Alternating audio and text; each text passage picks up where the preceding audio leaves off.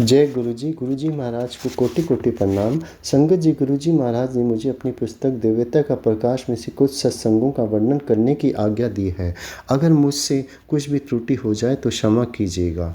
Uncle Sumit और aunty छवि जेठा दिल्ली द्वारा कहे गए सत्संग। ईश्वर की गोद में। एक दिन मैं अपनी पत्नी को लेने के लिए उसके कार्यालय जा रहा था। मेरी देरी होने के कारण मैं 70 किलोमीटर की गति से वाहन चला रहा था। अकस्मात एक व्यस्त चौराहे पर मेरे स्कूटर के पहिए के नीचे कुछ आ गया। टक्कर इतनी जोर से हुई कि मैं स्कूटर से उछलकर सिर के बल भूमि पर आ गिरा। तीव्रता के कारण मेरे कंधे और सिर पर पूरा वजन आया और मैं स्कूटर सहित काफ़ी दूर तक घसीटता चला गया। उठने की स्थिति में आने पर मैं टैक्सी लेकर घर वापस आ गया। केवल मेरे पैरों पर कुछ खरोंचें आई थी और मेरे कंधे की हड्डी टूट गई थी। सिवाय इसके मैं ठीक था। इन चोटों को ठीक होने के में मात्र 1 सप्ताह का समय लगा। गुरु जी की कृपा और सुरक्षा स्पष्ट दृष्टिगोचर थी। यद्यपि दुर्घटना कार्यालय से लोगों के लौटने के समय एक अत्यंत व्यस्त चौराहे पर हुई थी। उस समय वहां पर कोई भी अन्य वाहन नहीं था। जिस प्रकार से मैं भूमि पर गिरा था, उससे सिर पर भयंकर चोटें आनी चाहिए थी या गर्दन की टूट जानी चाहिए थी और कि जिससे मौत भी हो सकती थी, किंतु मेरे मुंह पर एक खरोंच तक नहीं थी। जितनी दूर तक वह एक तक स्कूटर घसीटता चला गया, उस बीच में तेजी से आती हुई कोई अन्य गाड़ी स्कूटर से टकराती या फिर सड़क पर बने हुए मार्ग विभाजक से मेरा शरीर या सिर टकराता, ऐसा भी कुछ नहीं हुआ। अंत में कंधे की हड्डी टूटी हुई हड्डी 1 सप्ताह में ठीक हो जाना भी एक चमत्कारिक ही था। इस घटना के एक सप्ताह पश्चात ही हमें अपना घर बदलना पड़ा। जब मेरे माता पिता बाहर थे, मेरी पत्नी और मुझे घर का पूरा भारी सामान हिलाना और उठाना पड़ा था। मेरे कंधे ने उसका बोझ सरलता से उठा लिया। गुरु जी की सुरक्षा सबको अचंभित कर देती है। इससे पहले कि हमें विपत्ति का आभास हो, गुरु जी उससे सुरक्षा का प्रबंध कर देते हैं। या तो समस्या की गंभीरता कम हो जाती है अथवा उस समस्या का हमें कभी आभास भी नहीं होता है। जय गुरु जी। असुरक्षित सुरक्षा पूर्ण बचाव। एक दिन मेरी पत्नी और मैं घर से कार्यालय के लिए निकले। हर बार की भांति मैं जल्दी से में था और बहुत तेज़ी से गाड़ी चला रहा था। मार्ग सीधा होते हुए भी उस पर यातायात ना के बराबर था। अचानक मेरे आगे स्कूटर सवार ने किसी से बात करने के लिए अपना स्कूटर रोक लिया। उसको पता नहीं था कि उसके पीछे गाड़ी आ रही है। यद्यपि मैंने ब्रेक लगाया, कार फिसली और स्कूटर पर जा लगी। वह व्यक्ति स्कूटर से उछलकर हमारी कार के सामने वाले शीशे पर आ गिरा। किनारे पर लाकर उसको घास पर लिटाया गया। उसके कमर में बहुत चोट आई थी और वह ठीक से बोल भी नहीं पा रहा था। बाह्य रूप से केवल उसके सिर पर एक छोटा सा घाव था। हम उसे निकट के एक चिकित्सालय में ले गए, जहां उसके एक्सरे और अन्य परीक्षण किए गए। मैं गुरुजी से उसको स्वस्थ रहने की विनती कर रहा था, क्योंकि उसे गंभीर चोट आने पर जटिल परिणाम हो सकते थे। मेरी प्रार्थना उत्तर परिणामों के साथ आया। चिकित्सकों ने कहा कि उसे कोई भी गंभीर चोट नहीं आई थी, परंतु इस दुर्घटना से सदमे से बाहर निकलने के लिए उसे कुछ विश्राम की आवश्यकता थी। उसी दिन उसे चिकित्सालय से छोड़ दिया गया। एक बार पुण्य मुझे बचाने के लिए गुरु जी का हार्दिक धन्यवाद देते हुए मैं भी वहाँ से निकल गया। जय गुरु जी। अब मेरी पत्नी छवि के नौकरी बदलने के अनुभव और हमारे बच्चे अर्जुन और गौरी के जन्म के संस्मरण उसी के शब्दों में। 48 घंटों में मुझे नौकरी मिली। मार्च 2005 में मैं अपनी नौकरी से प्रसन्न नहीं थी। मेरे पिछले 2 वर्षों से मैं अन्य नौकरी ढूंढ रही थी। बिना कारण देर तक कार्य, बुरा वातावरण और प्रशंसा के अभाव वहाँ की परंपरा बन गई थी। एक बृहस्पतिवार तंग आकर मैंने छुट्टी कर ली। मैंने गुरुजी से नई नौकरी के लिए विनती करी।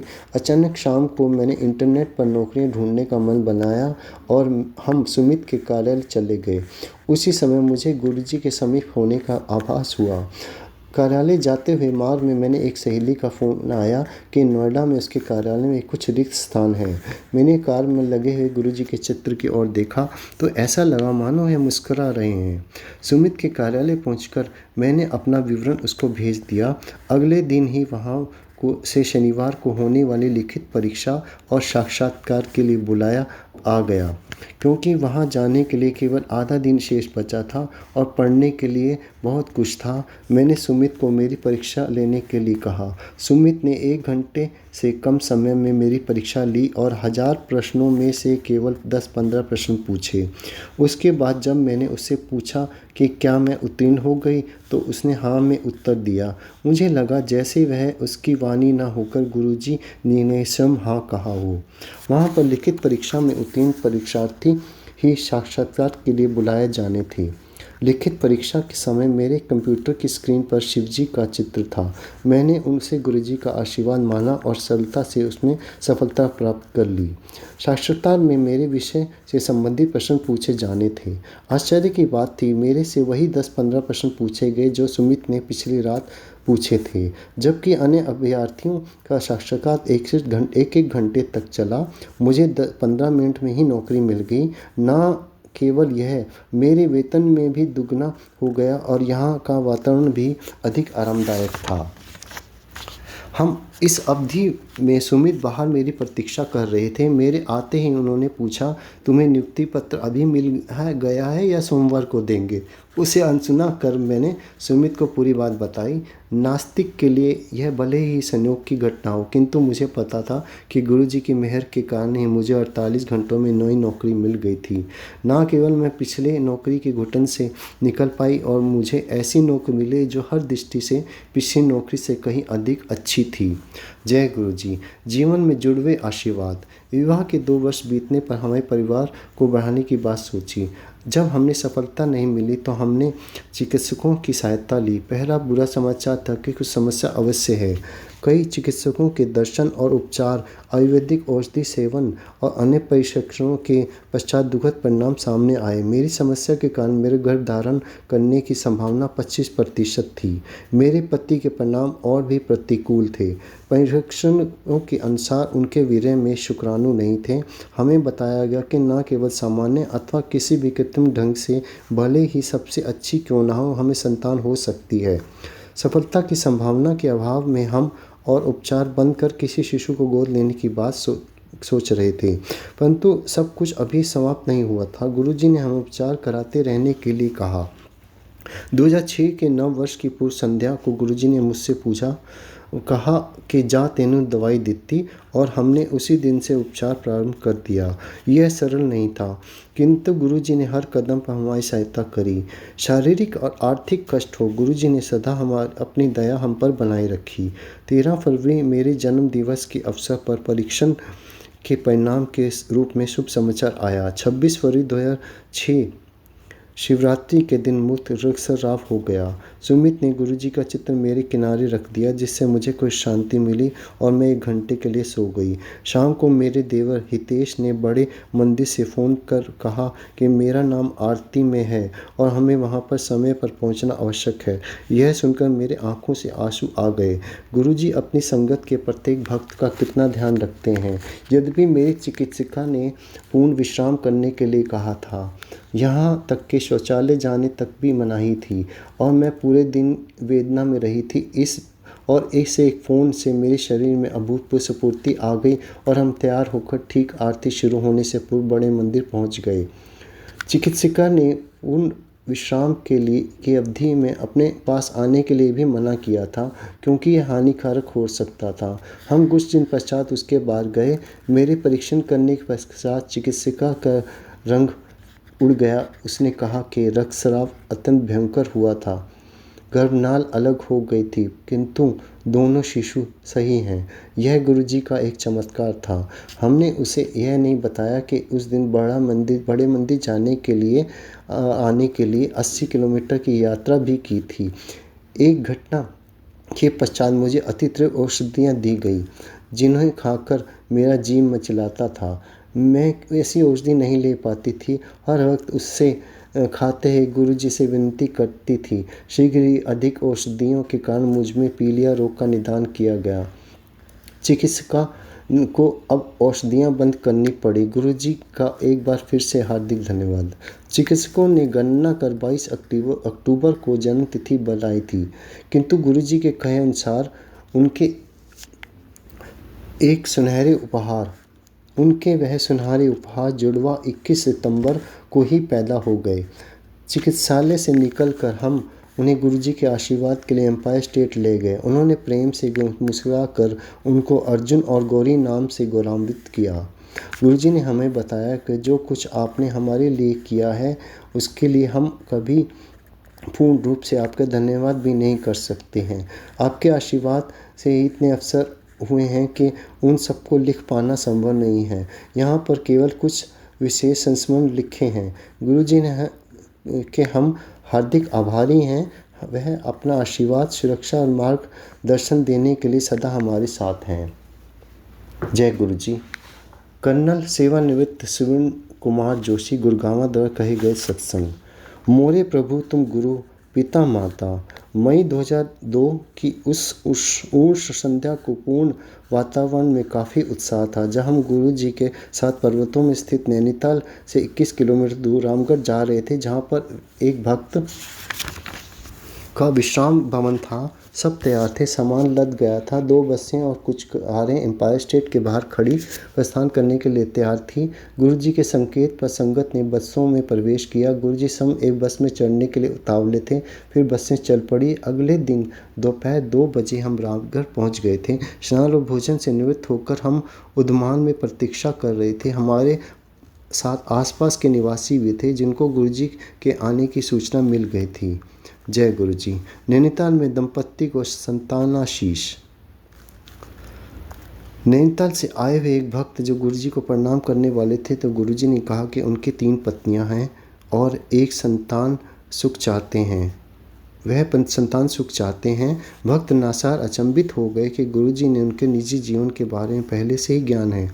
विवाह के 15 वर्ष बीत जाने पर भी उनको किसी भी पत्नी से संतान प्राप्त नहीं हुई है। नासार अपनी पत्नी के साथ रोज गुरुजी के लिए दर्शन करने आते थे। एक दिन गुरुजी के द्वारा उनको अकेले आने का कारण पूछने पर उन्होंने उत्तर दिया कि उनकी पत्नी सिर और पेट दर्द के कारण नहीं आ पाई। तो गुरुजी ने व्यर्थ का बहाना बताया और कहा उनकी पत्नी गर्भवती हो गई है।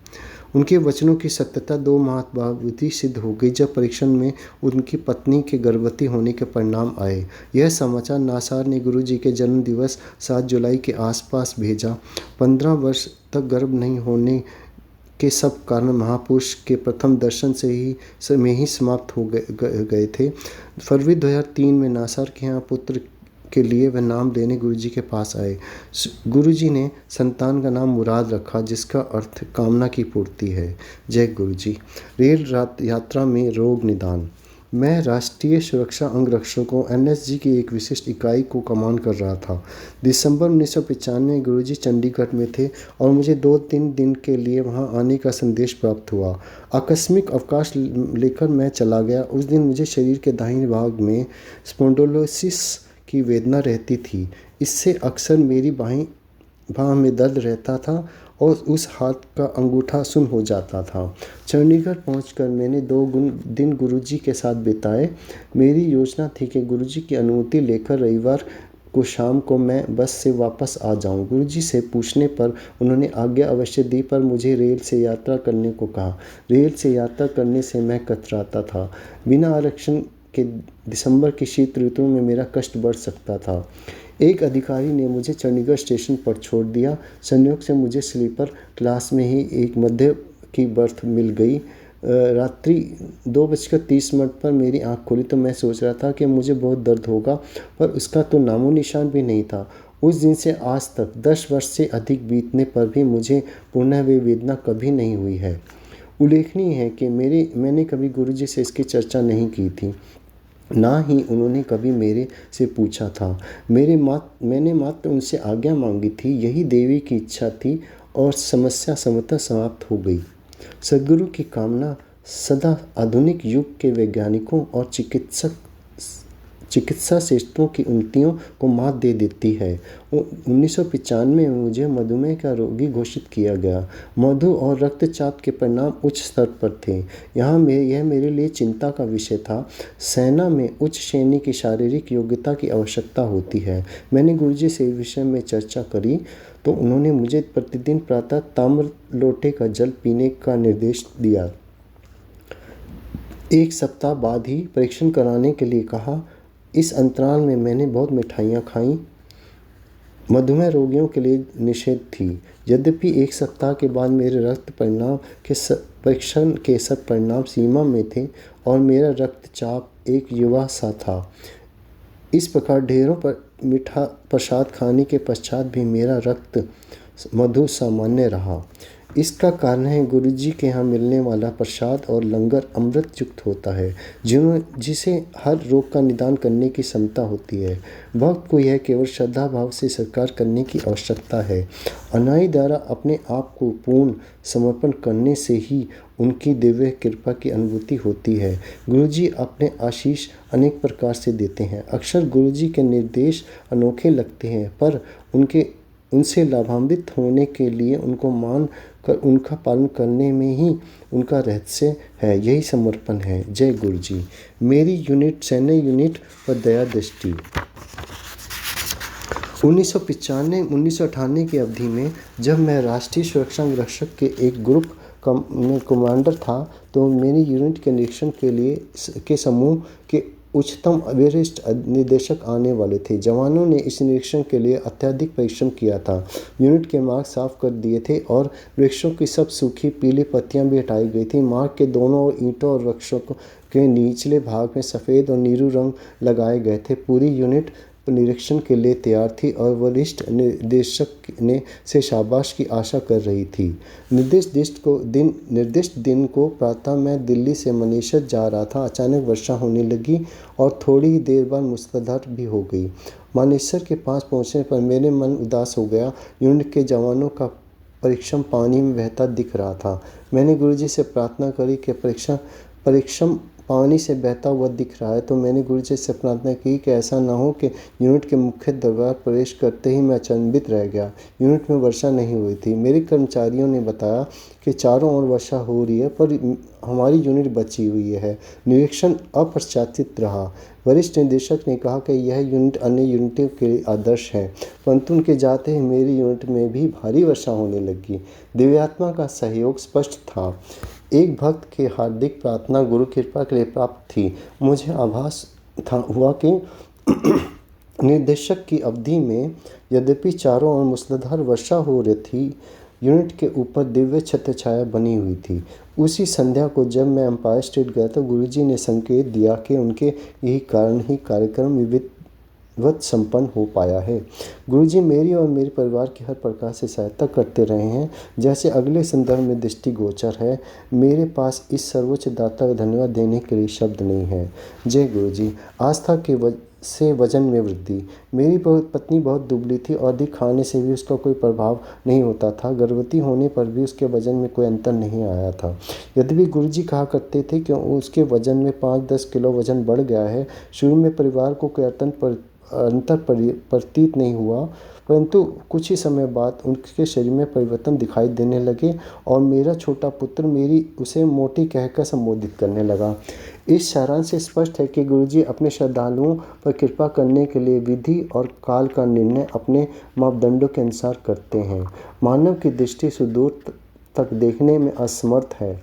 हम निकट भविष्य को देखते हुए और व्यर्थ की चिंताओं में डूबे रहते हैं। गुरुजी हमारे भूत की छाया, संकीर्ण वर्तमान, अल्पकालीन भविष्य देखने में समर्थ हैं।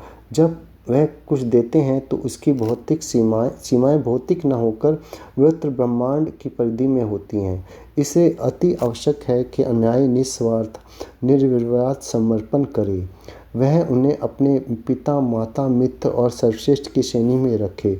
असीमित पवित्र पावन प्रेम की भावना से उनके चरणों में अपना स्थान ग्रहण करे। यह भी अति आवश्यक है कि भक्त गुरुजी के समस्त निर्देशों का पालन करें, किंतु उनके फल की अपेक्षा न करें। गुरुजी पर आस्था बनाए रखें। सद्गुरु का ही ज्ञान है कि उनके लिए शिष्य के लिए क्या श्रेष्ठ है। उनकी करुणा की कोई सीमा नहीं है, वह तो उसके निकट और दूर तक सब संबंधियों पर होती है। गुरुजी नीलकंठ शिव समान हैं, जिन्होंने सुरों और असुरों दोनों से बचाने के लिए समुद्र मंथन से निकले हुए विष का पान कर लिया था। गुरुजी अपने भक्तों के विष को समाप्त कर देते हैं। आपके अति प्रिय संबंधी चाहकर भी आपकी वेदना समाप्त करने के लिए आपके कष्टों को समाप्त करने में असमर्थ हैं, किंतु सद्गुरु आपको जीवन देकर आपके रक्षक बनते हैं। रामचरितमानस का एक दोहा उल्लेखनीय है। मोरे प्रभु तुम गुरु पिता माता, जाहूँ कहाँ तजी पद जल जाता। जय गुरु जी। मेरी भांजी का उपचार। जयपुर में मेरी भांजी भावना अति शोचनीय अवस्था में थी। वह एक स्थानीय चिकित्सालय में प्रविष्ट थी और चिकित्सकों के अनुसार उसकी अवस्था अति नाजुक थी। एम्पायर स्टेट जाते हुए मेरी बहन ने मुझे फ़ोन किया।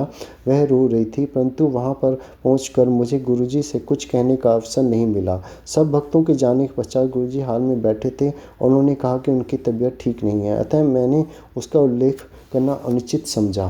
पर जब गुरुजी ने भावना के लक्षणों का विवरण आरंभ किया तो मैं अचंभे में पड़ गया। उन्होंने मुझे अखिल भारतीय आयुर्वेदिक संस्था से एक औषधि लाने को कहा। 1 घंटे बाद रात्रि के 1 बजे जब मैं वहां औषधि लेकर पहुंचा तो उन्होंने उसे कूड़ेदान में फेंकने और मुझे पत्नी सहित जयपुर जाने को कहा। प्रातः जब मैंने अपनी बहन को फ़ोन किया तो पता लगा कि भावना के स्वास्थ्य में सुधार है और शाम तक घर वापस आ जाएगी। उसके लक्षण तो समाप्त हो गए थे, पर वह उदास थी। अगले दिन मेरी पत्नी जयपुर चली गई। मामी से मिलते ही भावना की उदासी समाप्त हो गई। वह प्रसन्नचित्त हो गई। सबने उसमें बहुत परिवर्तन दिखा। तत्पश्चात मेरे परिवार के सब घनिष्ठ संबंधियों पर गुरुजी की अनुकंपा हुई। गुरुजी अलौकिक महापुरुष हैं। जब भी मैं गुरुजी के साथ चलता हूँ, उनके दिव्य शरीर और चरणों से गुलाबों सी सुगंध आती है। अगर आप भी अपनी संगत में बैठकर अपने आप को उनको समर्पित कर दें तो आपके शरीर से भी सुगंध आने लगेगी। उनकी आभा का ऐसा प्रभाव है, हम लश्कर और उन अमर के मध्य इतना अंतर है। जैसे प्रसंगों से स्पष्ट है कि सद्गुरु सर्व ज्ञाता हैं। वह एक ही समय में अनेक स्थानों पर अपनी उपस्थिति का आभास दे सकते हैं। मीलों दूर मेरी पति पत्नी के वार्तालाप को साक्षात्कार बता सकते हैं। इस देश के सब धार्मिक ग्रंथ उनके सागर जैसे विशाल अस्तित्व की थोड़ी सी व्याख्या मात्र हैं। रामचरितमानस का एक दोहा। बिनु पग चलहीं सुनी बिनु काना, कर बिनु कर्म करे विधि नाना। जय गुरु जी। शुक्राना गुरु जी।